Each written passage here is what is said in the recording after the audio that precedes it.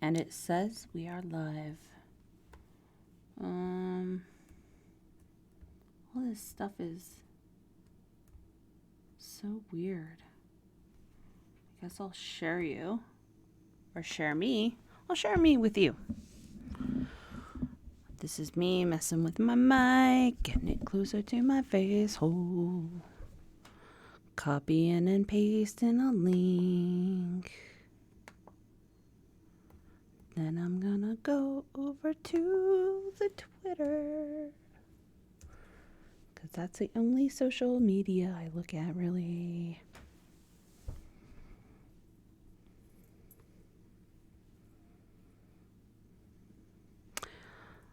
All right.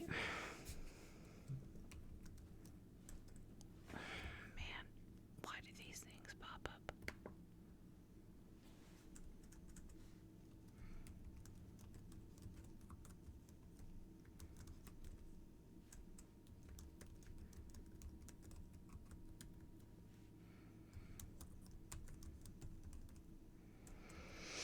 Gonna go live for a bit with randomness. Come along. Space. Paste.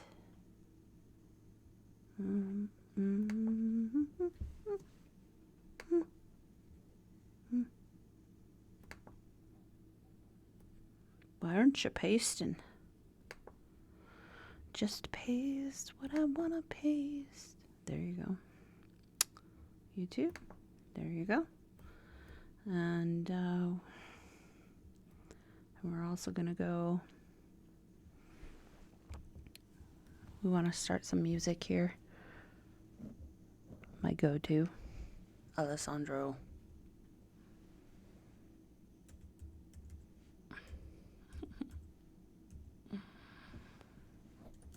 There are a lot of Alessandros online on the YouTubes.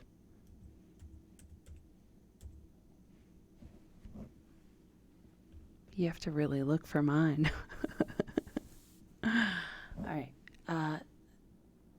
43 minutes on this new one.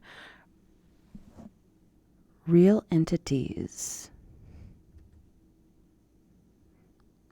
Haven't given it the full playthrough yet, but we'll get to share it together.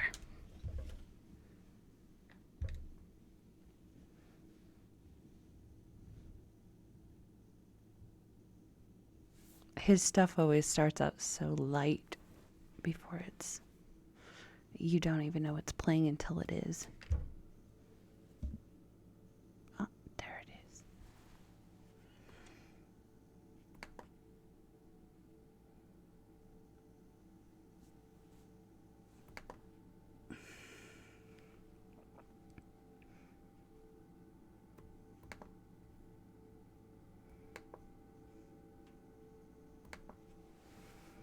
I'm going to tell my nice little friend here, Madonna, not the one that you think of in popular culture. I'm going to let her know I'm going live.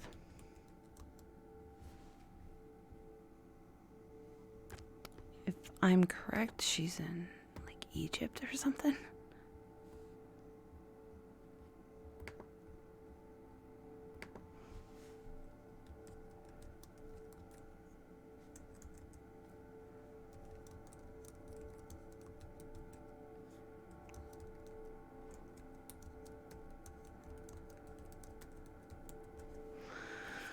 All right. Let's see if maybe I can get Alessandro in here.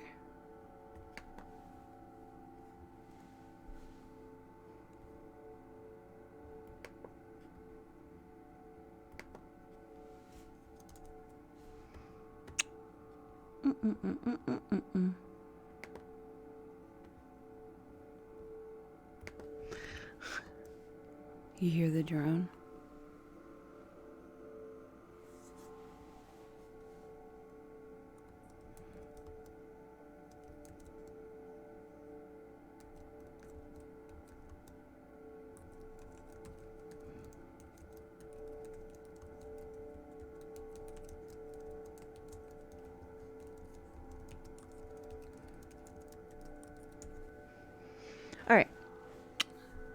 call a couple friends that are in different parts of the world. I think that that's important.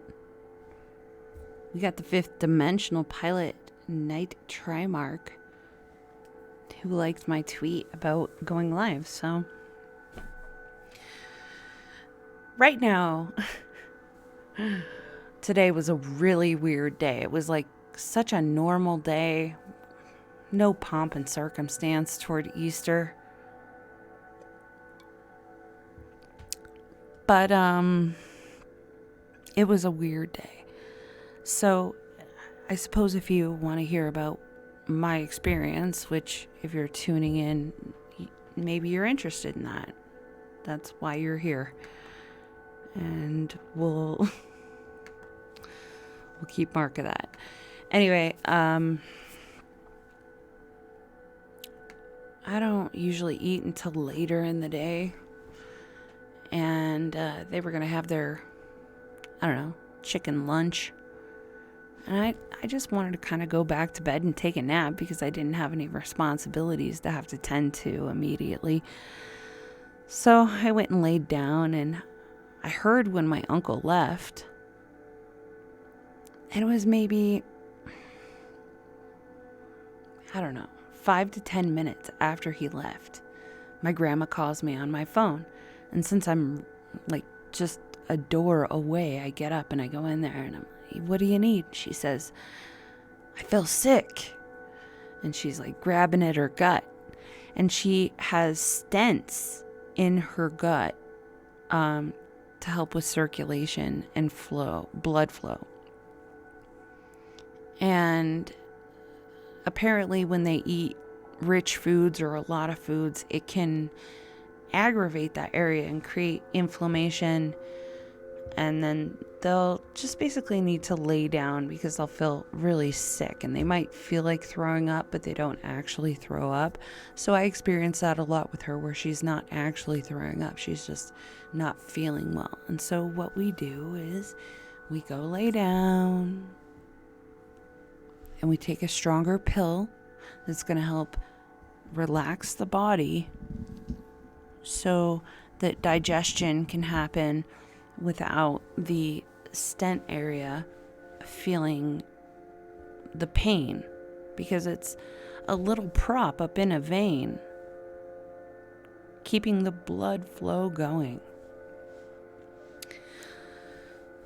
So I go to the bag to pull out the pill to say, here, why don't you take this? And she's just moaning and groaning. And then all of a sudden, she slips outside of herself. And I don't know if you've ever seen this happen in a person, but when they slip outside of themselves, their eyes are still open, but they become unfocused and glassed over, and they're looking into a place that is not you. And I got up in her face and I was clapping my hands and snapping my fingers saying, Marge, Marge, Marge, do you hear me? Look at me now. And she wasn't responding. And then she started throwing up right upon herself. And she lost the strength in her muscles and became quite flaccid in the chair, leaning to the right where the trash can was. And she just kind of started not only throwing up on herself, but halfway into the trash can.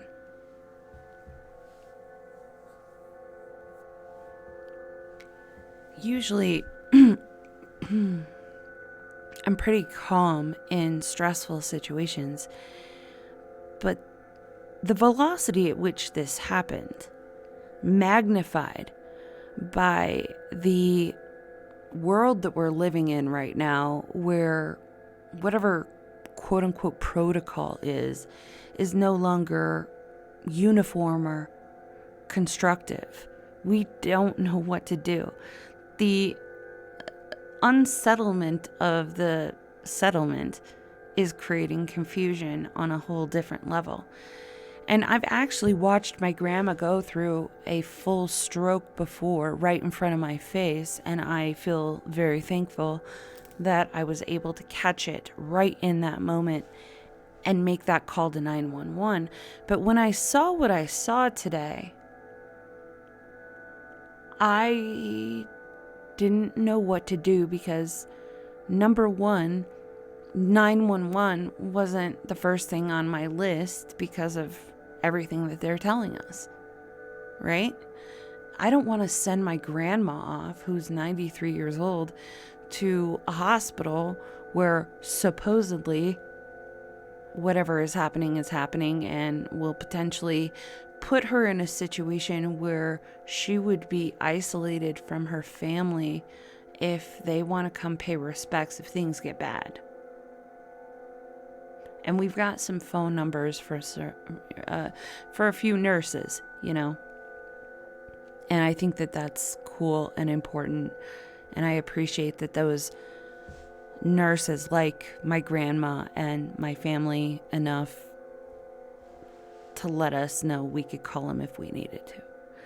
But in a situation like this, and mind you, in my state, there are no deaths yet. They're saying that the peak is going to be like 2 weeks away. There are no deaths yet, but I feel for nurses. I really do. Having friends who are nurses and people who are doing home health care for my grandma, I know that with home health care, especially, those people will oftentimes, when they get the call, go in or out, rather, to a person's house that might not live in town because a family member calls and says, we think these are the last moments. And that nurse will stay there through the duration of the situation and help assist the family with the next steps as their family member passes away at their home.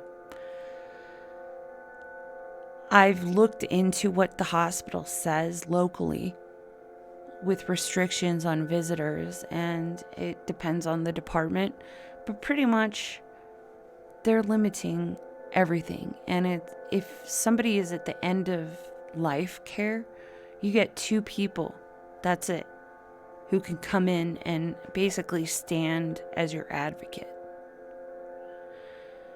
And me and my uncle are already doing this 24-hour, tag team, and have been for quite a while now. So that would mean some other family members wouldn't be able to see her if she was in a hospital. And when just seeing this happen,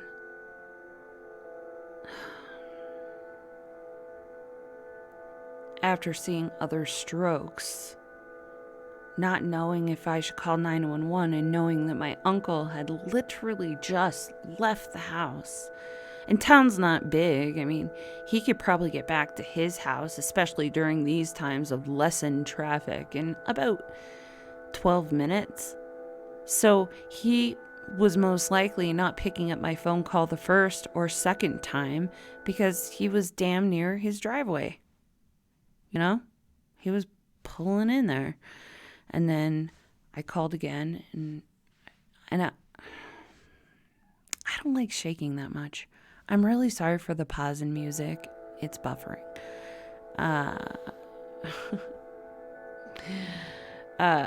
He was probably just pulling into his driveway and was like, oh gosh, yeah, I see she's been calling me, but I'm not going to pick up the phone while I'm driving. I said, she's sick. You got to get back over here right away. And he's like, what do you mean she's sick? And I'm like, she's throwing up, but she's sick. And I need you to get back over here right away. I don't know what it is, right? I just know that it's, from what I'm seeing from the body signs, it's bigger than I can handle. So he comes back over. By that point, she snaps back into herself, right? Like, she was literally not in herself, and then she came back to herself in front of me. And then when I first asked her, like, when I went in there, I was like, oh, you don't feel well? Do you want to lay down? She's like, yes. And that's right before all the puking and stroking, whatever. So I'm able to get her out of her clothes that she's thrown up on and get her up into the bathroom and changed. He shows up at that point where I've moved that far beyond. I realized that with an elderly person, I know that if I had to pick her up or throw her around in some way, like a gunny sack over my shoulder, I'm strong enough to do that, but I don't want to do that because I see how fragile she is as a person. It's not like we're 22-year-old men at war and you can just like pick up your strong brethren that is struggling and take them to the trenches or whatever this is. Half of how this works in this situation is that she has to help herself to a certain degree.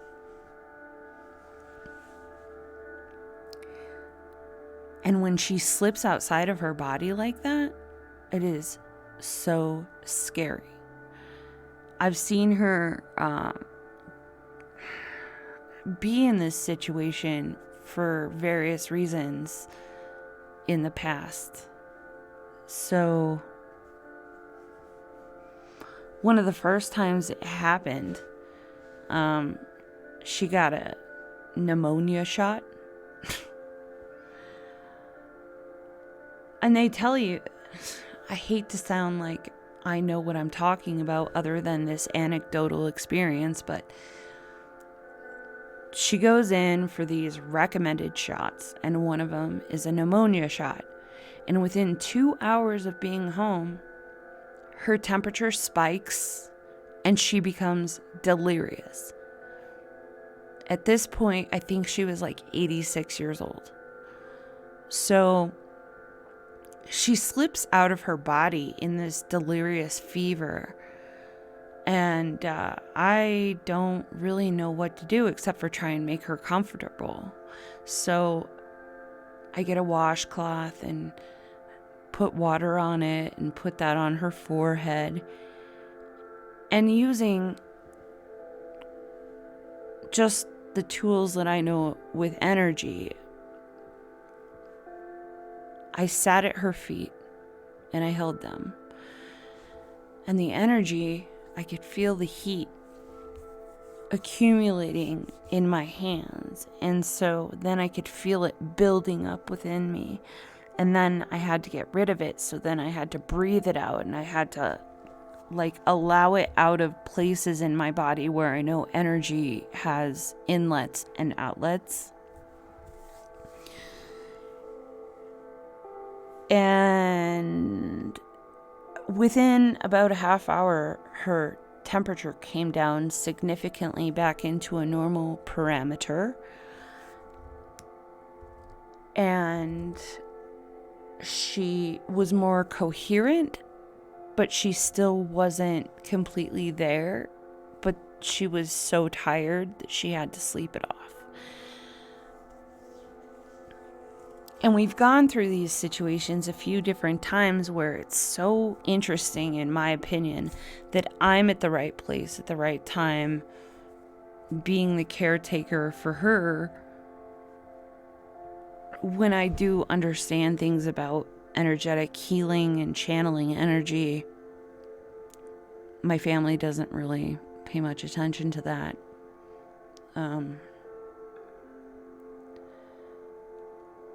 How many times I feel like in the last 8 years being where I've been,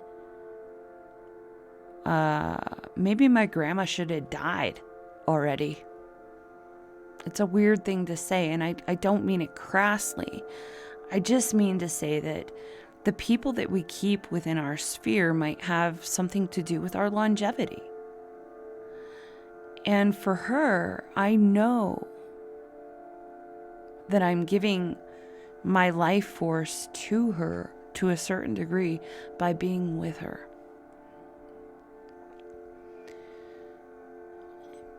And it doesn't really matter, because who else would I be giving it to? I don't have anyone but my animals in my life where I would be sharing that kind of life force. And even with them, they're even more of a support system to me than I am to them. It's like I feed them, but they like support my soul.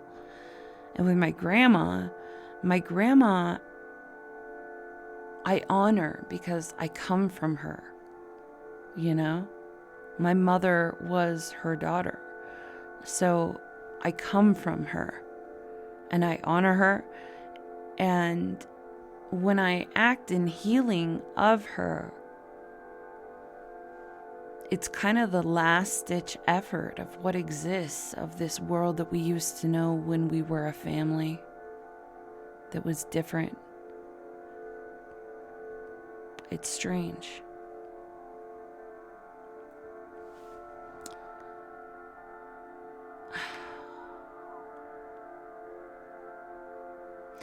If you're here on my live stream, feel free to leave a message or something. I see that 2 people are watching, and I love you. I don't know who you are because it doesn't tell me that data unless you leave a message or something.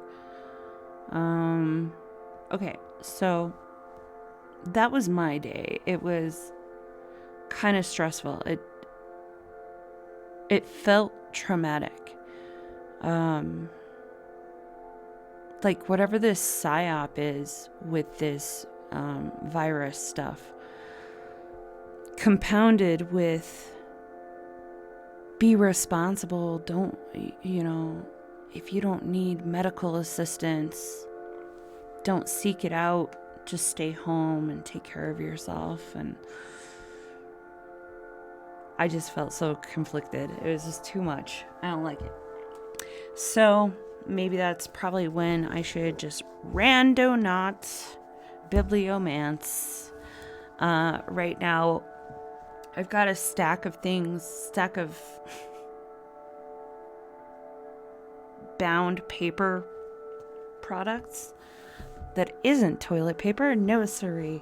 They are books and journals. I've got a book, I've got a journal, I've got a yearbook, I've got a journal, and then 2 other books. And they're all different. The journals are mine. The yearbook is mine. If I read something from the yearbook, I'm going to read somebody's salutation to me from 1999. I've been graduated now for, come May, it'll be 21 years. Super awesome. A little bit about the other things. All these things are either given, found, or acquired in some way. So, let's just get with it. And I don't know. We're going to start with Christian Scientists because I like it. I really like what the Christian Scientists say because it feels right to me. And it folds into a lot of different belief systems. I don't know. You can leave it up to yourself. I'm just going to flip into a page. May the Spirit be with me. May you find some interest or insight out of whatever comes to unfold in this, whatever this is. I don't know.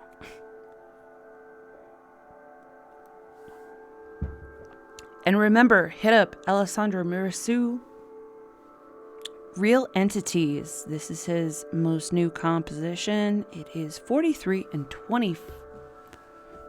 minutes and 25 seconds long. he made a little flower on the picture out of seeds and like a stem of something. Real makeshift and beautiful. Oh, God. The love I have for the people I know in the spirit. All right, let's look at this.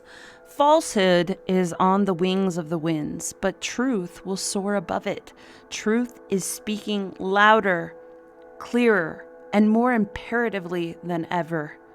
Error is walking to and fro in the earth trying to be heard above truth, but its voice dies out in the distance.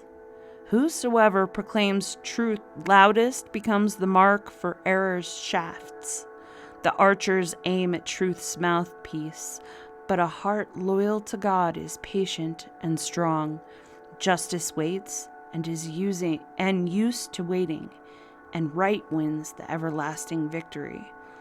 The stake and scaffold have never silenced the messages of the Most High. Then can the present mode of attempting this, namely by slanderous falsehoods and a secret mind method through which they affect the purposes of envy and malice, silence truth? Never. They but open the eyes to the truth of Benjamin Franklin's report before the French commissioners on mesmerism. It is one more fact to be recorded in the history of the errors of the human mind. The Lord reigneth, let the earth rejoice. No evidence before the material senses can close my eyes to the scientific proof that God, good, is supreme. Though clouds are round about him, the divine justice and judgment are enthroned. Love is especially near in times of hate, and never so near as when one can be just amid lawlessness and render good for evil. I thunder his law to the sinner, and sharply lighten on the cloud of intoxicated senses. I cannot help loathing the phenomena of drunkenness produced by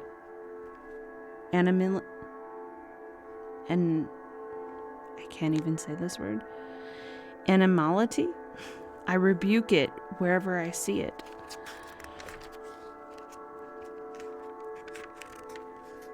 Pages, pages, pages.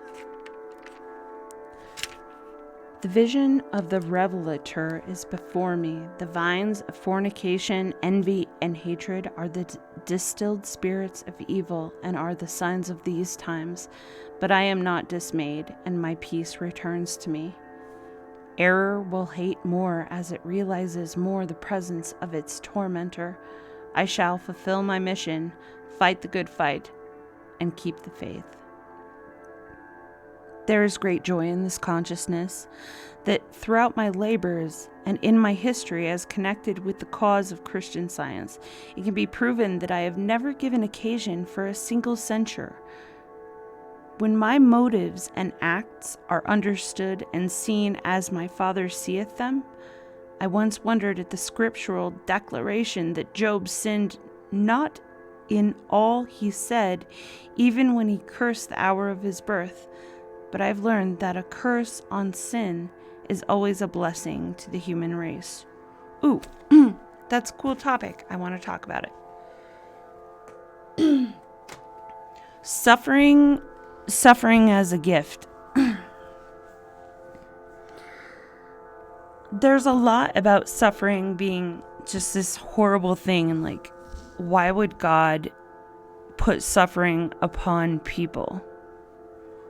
And I've wondered it myself, and it's come up quite a bit recently because more people as a group are collectively feeling that feeling. Even though I had been feeling that feeling before, there was a lot of people all at once feeling that feeling. Like, I was feeling that feeling. There were people across the world feeling that feeling, but it wasn't everybody all at once. What is suffering? It's so specifically interesting and nuanced. When you are a child, your parents will tell you things that you can't do, because they know that if you do those things, it brings a higher danger risk to you. And they love you and they want to keep you safe. And there's this talk about how God makes people suffer.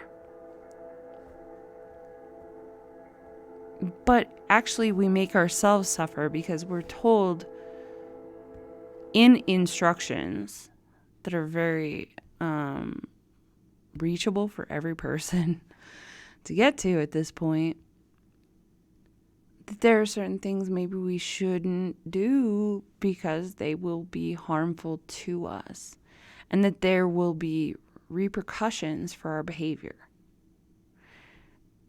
And I don't know why the music is pausing again. Probably it's to embarrass me. That when you are able to realize that certain things are happening, or certain edicts or are put into place through the natural law and the divine law, it's to protect you. It's not to make you rebel. But rebellion is also a thing that people do. So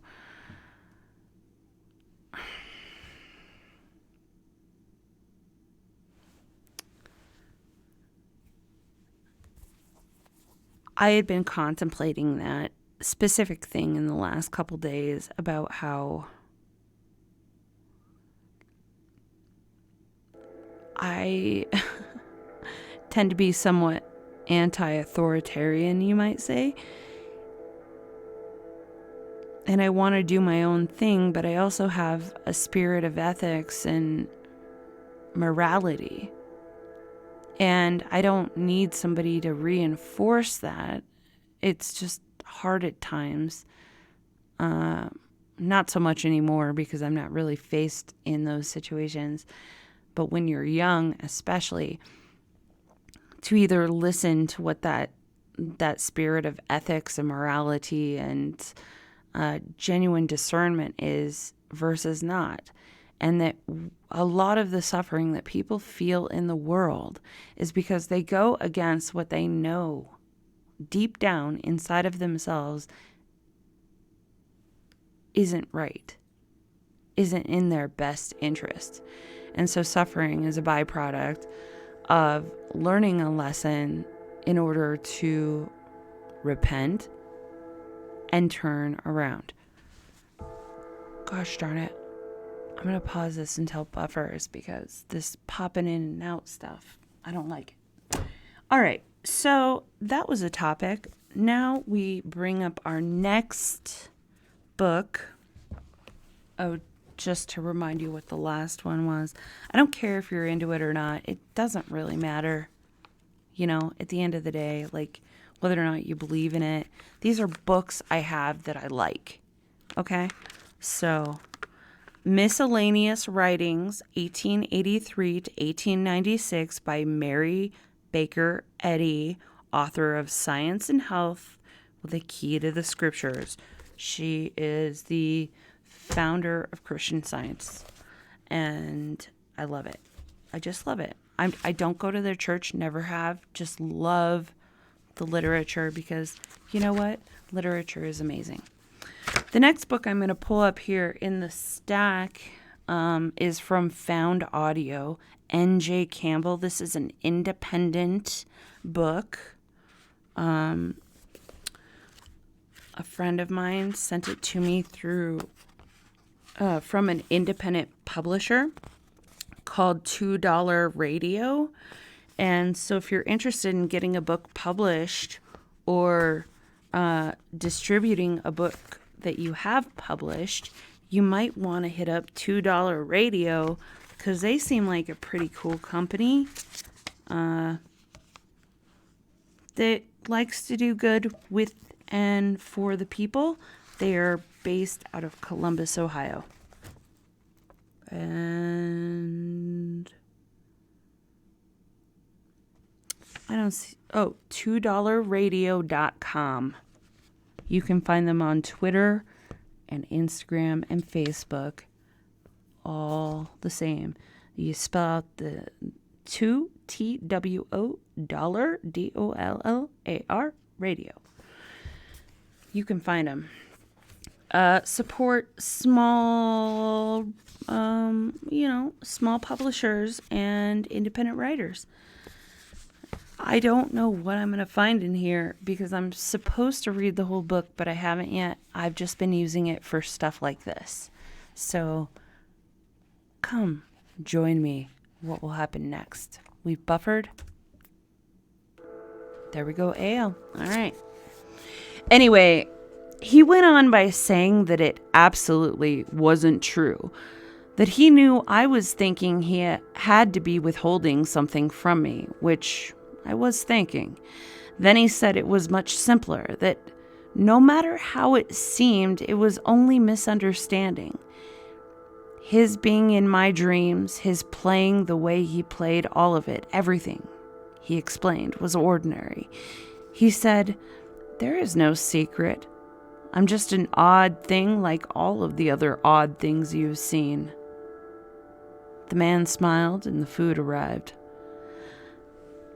I don't remember what anything I ate tasted like, but I remember that I ate all of it in silence, with haste. At the end of my meal, in the height of my confusion, I asked, "What do you believe is an odd thing?" And although I was relatively inarticulate, being that I was only repeating what he had said, the basic meaning of what I was after, that I wanted to know what he meant about himself and the other experiences I'd had, what they were, so to speak, came across clearly.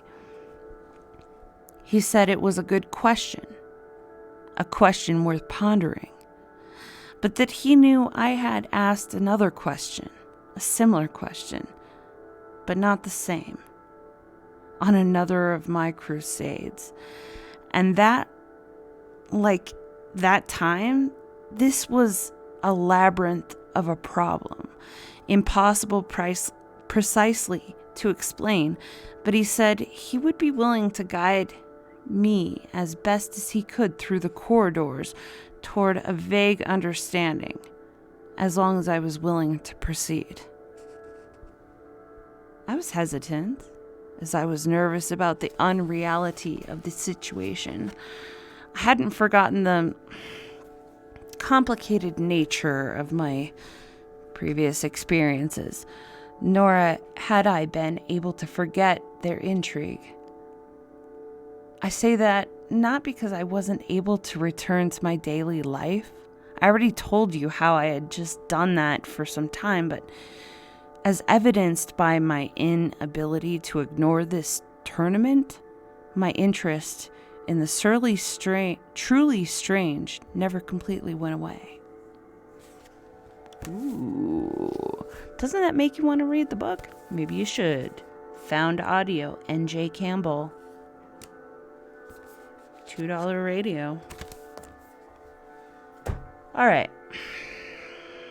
We've gone on 39 minutes. I don't know that we're going to make it through this stack. I'm going to grab this journal and I'm going to flip to a page. Oh, this is probably the worst one to grab through because it's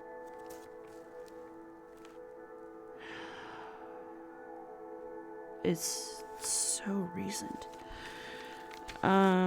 Not this year recent, but in the last 3 years, that feels recent. I like it when they're older.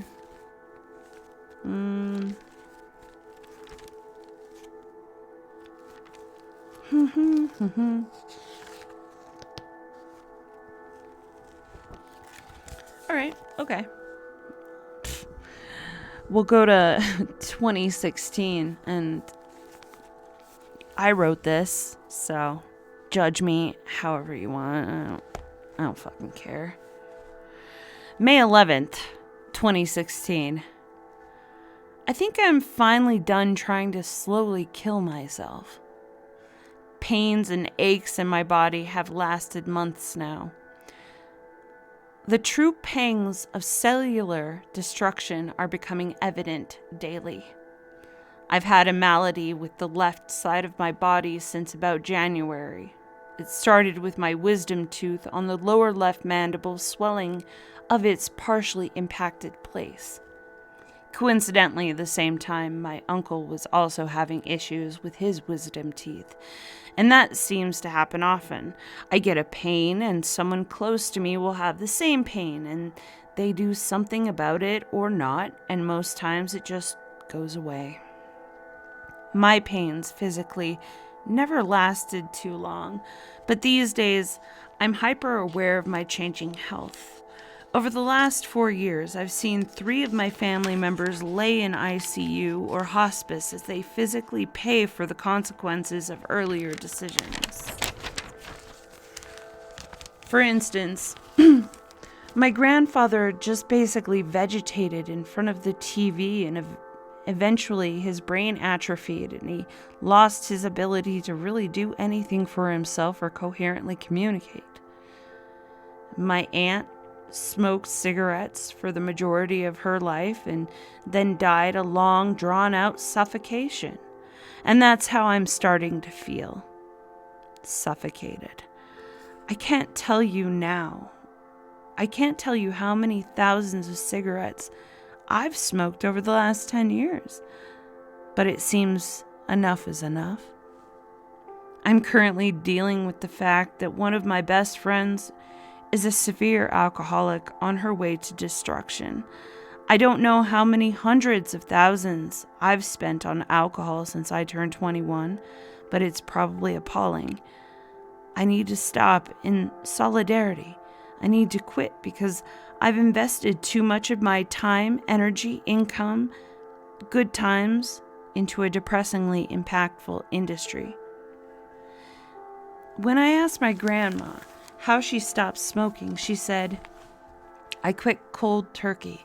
I woke up one day and I just didn't like how I felt.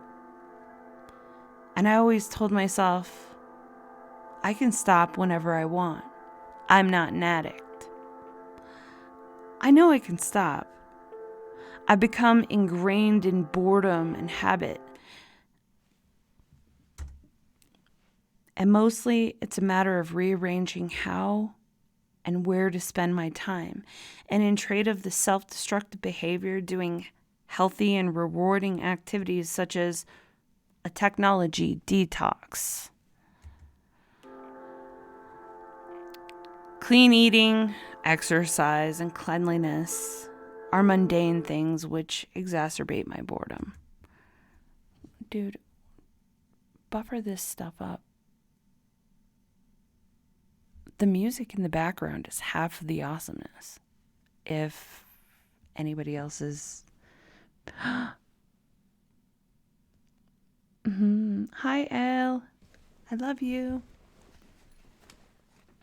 Since I'm pausing, because I'm pausing your music to make it buffer, I see you. Hi, I love you.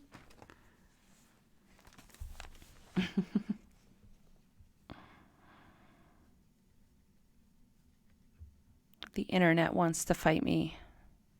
I'll fight back. I don't know how. I'll just throw my router into the ground. All right. Clean eating, exercise, and cleanliness are mundane things which exacerbate my boredom. I've had a hard time embracing my stay-at-home mom type of lifestyle. I realize I need to make some actual money to try and help my family in the future in case they are dying in the ICU. And for my nieces and nephews, because I don't really see certain family members making more than they might need. I know I can excel at anything I want to. I've just not wanted to do anything. Maybe what I can try to do is pause.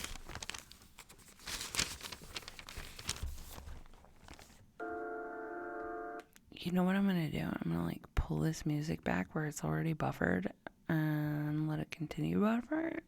It's going to be out. All right, there we go.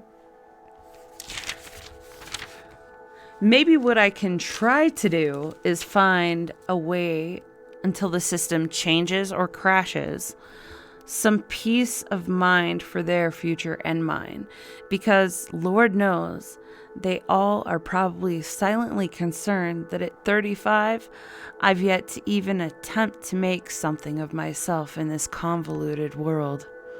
Oh yeah, that's how old this is. Now, I don't know how I'm gonna make this happen. I'm just gonna replace my vices with these notebooks, and in the process try and purge some of life's clutter to make room for new ideas and opportunities. I'm going to concentrate on building onto my telomeres and reverse the various pains in my body. Use some of this knowledge I've acquired over time in my less than peak condition and see how it works out. That should give me plenty to concentrate on. And let me tell you, I have been doing this for so long now, and we can get to that later. Already I want to smoke again. Psychologically, I'm at a battle, but only slightly. It's only 1:33 and I had 2.5 finished the pack, and then I've been writing for about 15 minutes. So let me talk more about the pains in my body. After the swelling in my mouth went down, a few weeks later, back pain that I had changed in quality. After I spent 4 hours trying to figure out how to play trumpet, I thought I pulled a muscle, but the quality of the pain changed, and I wondered if I had kidney stones. It was a pain like no other that I had had. And then my left shoulder area felt pinched and continues to. My guess is it's a byproduct of my daily posture. And then I got some sinus, bronchial crap that left my ear plugged for weeks. And then some sinus stuff. The sinus stuff wasn't helping. Neti pot only did so much. And then I started coughing from smoking. And sometimes when I would cough, I'd get this zapping feeling in my right armpit. So I wonder if I have some neuropathy. The very tip of my left big toe is always numb. And the most recently, I felt I have a tonsil stone or something's in the left side of my throat, and I can't get anything.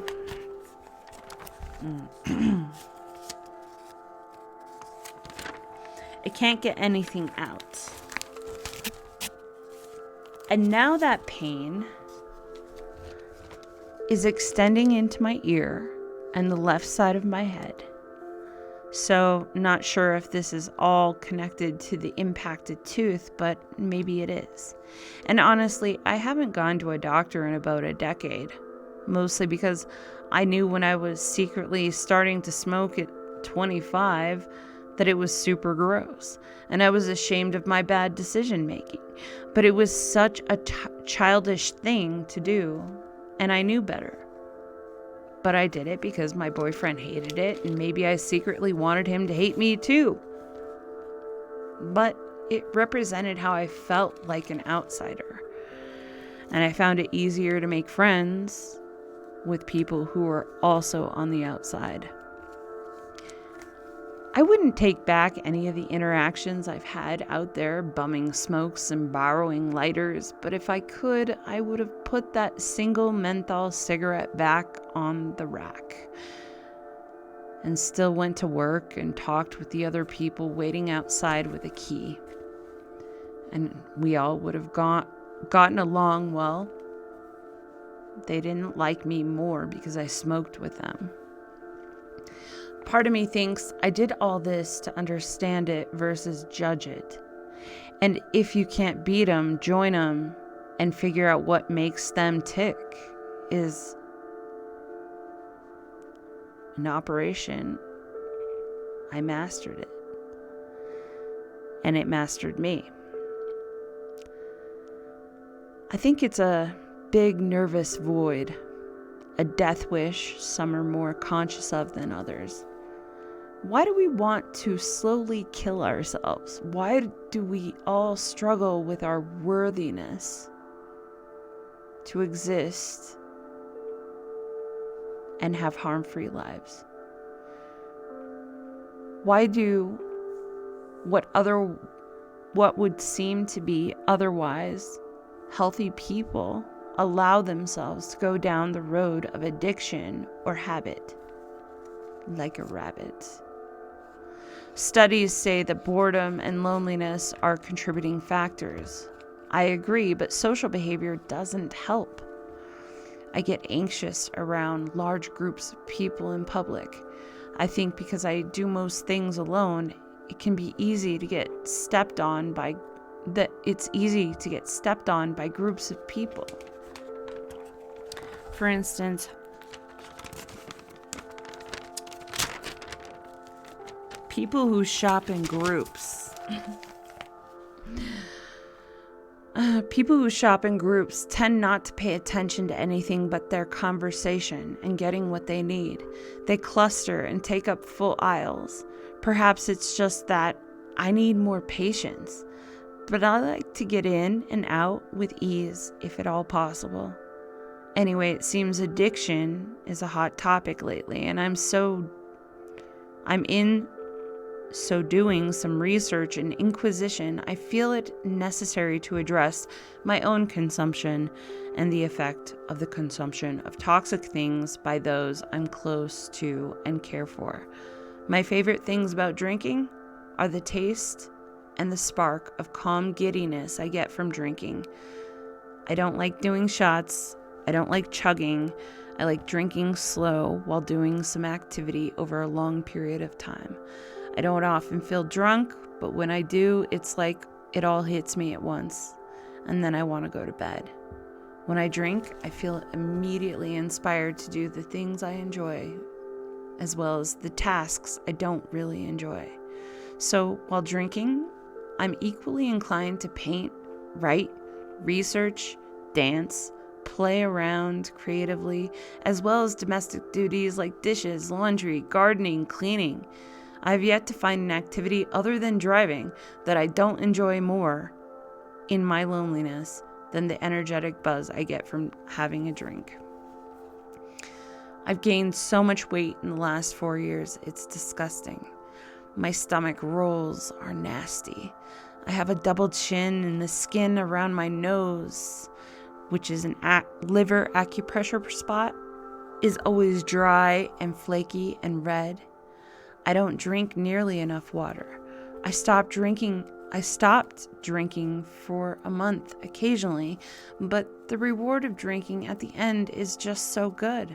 I cut back for a few months, and then it just goes back to more than necessary. Between the weight gain and smoking, I'm disturbed at how my breathing and stamina has been affected. I feel sharp pains in my lungs and in my heart. At night, I lay in bed, attempting to erase the damage by mind over matter.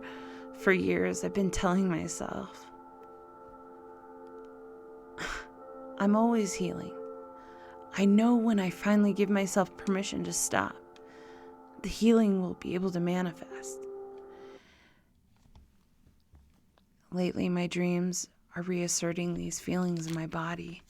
The best part of this experiment is that I am the one who wanted this all along in some fashion. I want to overcome myself, and in so doing, become a better version. What better excuse do I need? I don't want to end up in a hospital with a chronic health issue. I don't want to lose my mobility or chance to heal before I do more damage to myself. I don't want my friends with real problems to think I'm enabling them to kill themselves. Wow, that was heavy and deep. Gosh. All right, well, let's lighten this up with somebody's random comment from my high school yearbook. I'm gonna read...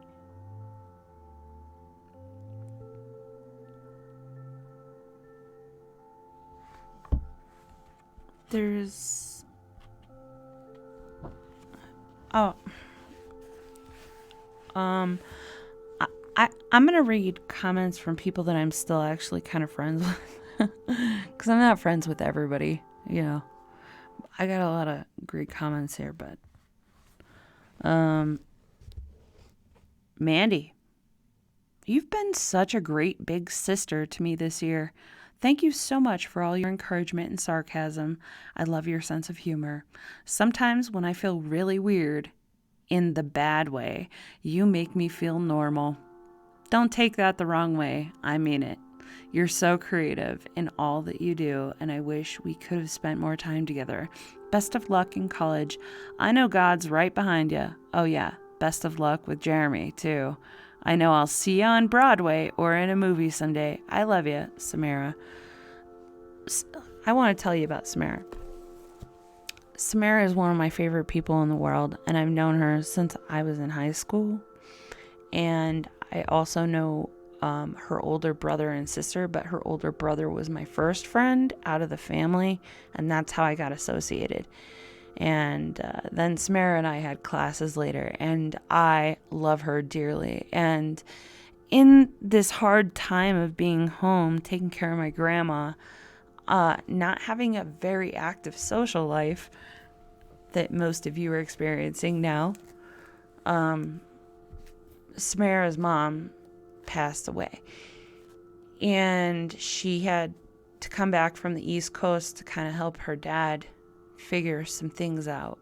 And I was just so excited to see my friend, but not excited that that was the reason that she was coming home.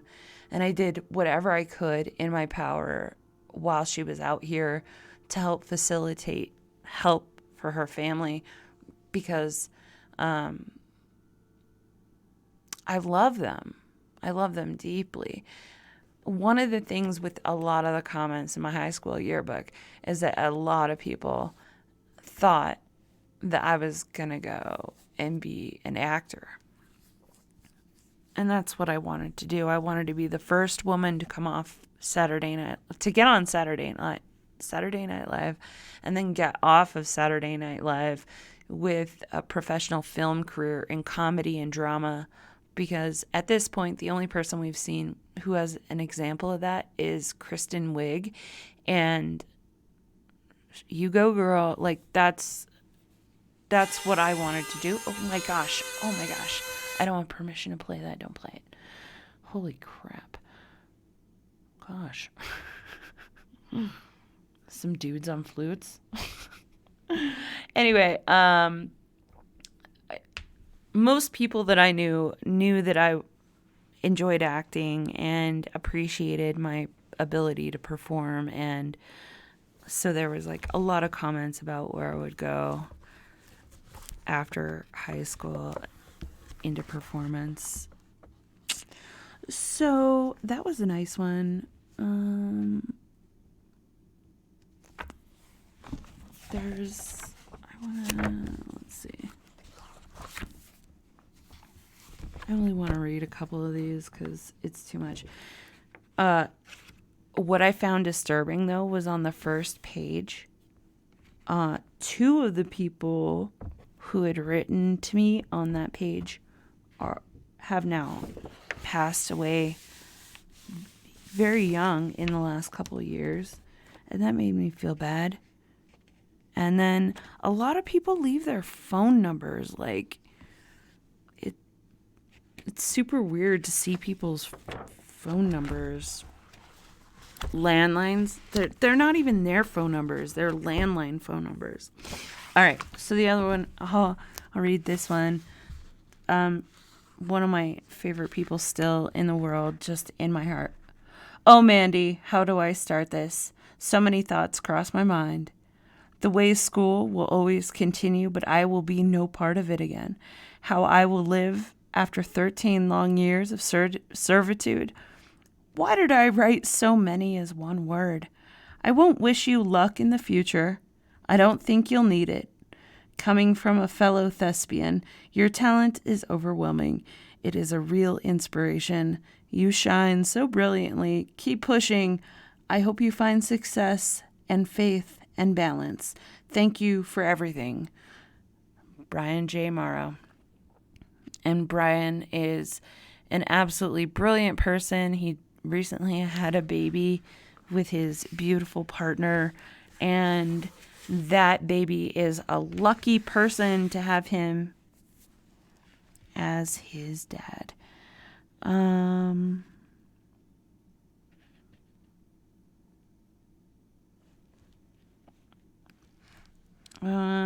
I like this one just because it's so easy to read, and from a person that I did actually connect with. Like, this is my senior yearbook. Like, everybody tries to give you the best, right? When you're a senior, this is like my senior homage kind of thing, because I do feel bad about kids not getting the average graduation ritual.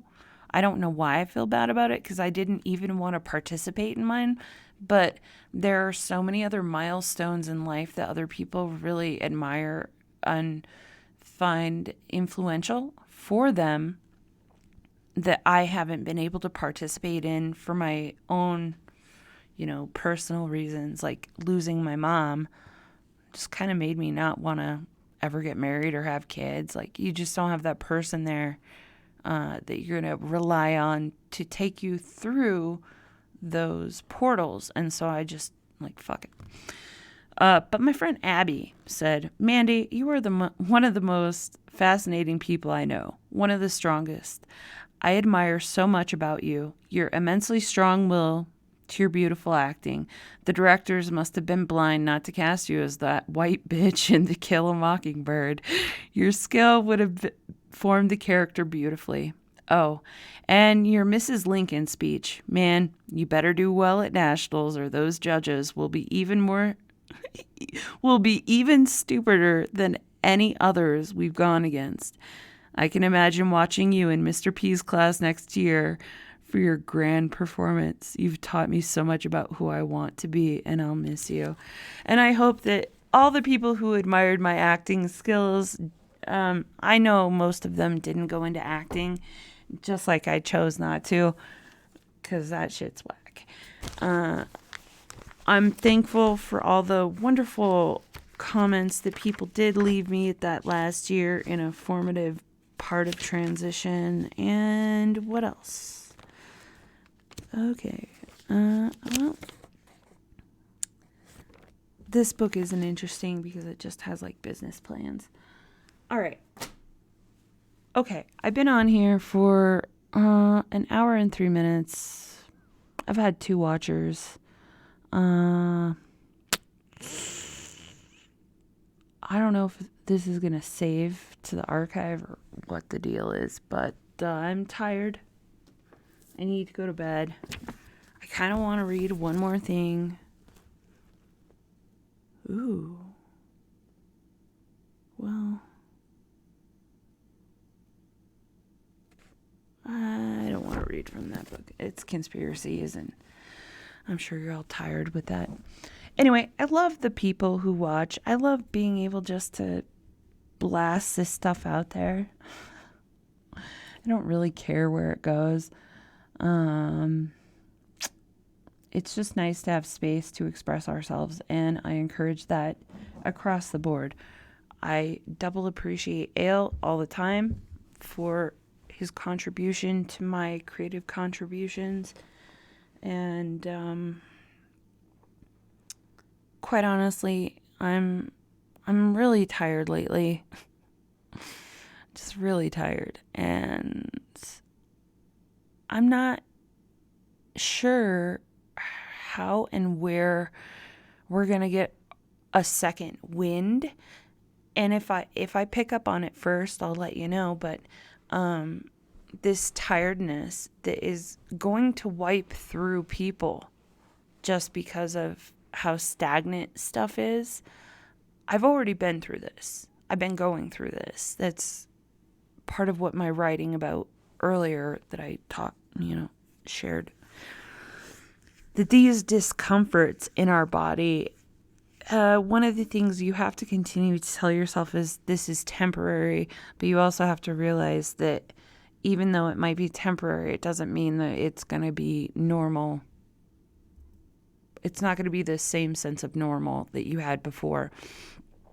This is a great opportunity to learn, to engage yourself in things that you may not have been paying attention to but exist. And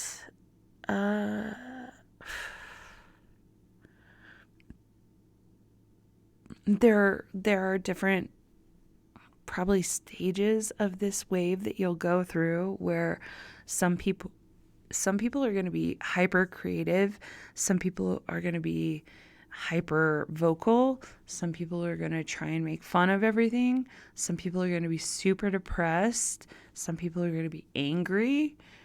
I don't know where you're at in the cycle of expression in being uncomfortable, right? For me, generally, if I'm physically feeling uncomfortable, I don't like to talk about it. I keep it to myself. I might write about it, or I might try and create something that expresses it without talking about it directly. But it might be a time where we need to get together and actually talk about our collective physical discomforts that are coming through the other psychic thing that's happening with the closed-in scenario. Like, for instance, people who want to go exercise freely in various ways, or getting a ticket for going to fish. That's nuts. I can't stand behind it. So maybe that's a conversation that needs to be had, and maybe there are some solutions that we can share. For me, generally creating is the way out, but since I've been dealing with this for so long, I'm even more curious about what other people are going through, and having that conversation instead of just being my own reflection on myself of my internal experience and observation. So take that for what it is. I love you all. Thank you for tuning in, and I'm going to call it a night or a morning or whatever. It's the 13th of April. It's after Easter. Let's see how the world changes tomorrow or later today.